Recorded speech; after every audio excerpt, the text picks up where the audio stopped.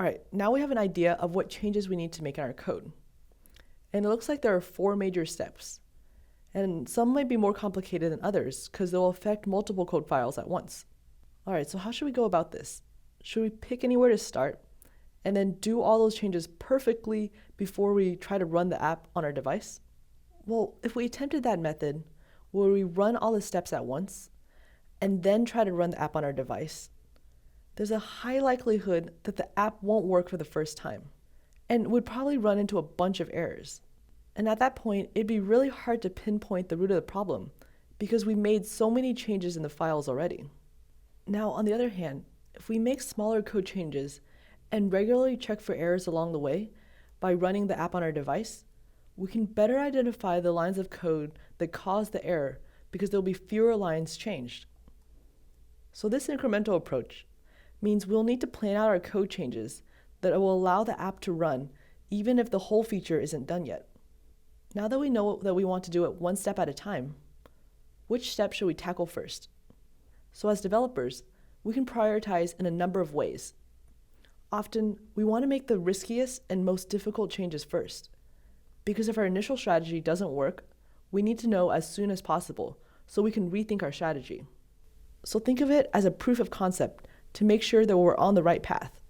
So in our case, all these steps are pretty low-risk changes because we saw in the Android Flavor app that it's possible to display text and images in a list. So the other way to prioritize is based on the data that we have. Right now, we don't have images from our designer.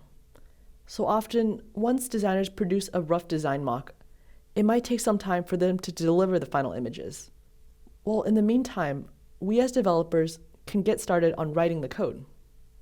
So to do so, we'll use something called placeholder data, also known as dummy data. So placeholder data means coming up with temporary or fake data that we can put into the app that will give us an idea of what it will look like when we get the real data. So consider it as a placeholder for real data that'll be coming soon. So to summarize, we know that we want to make these changes one at a time and make sure we can rebuild the app and run it on our device between each change, if possible. In cases where we're missing the actual data, we can use fake data as a placeholder until the real data is ready.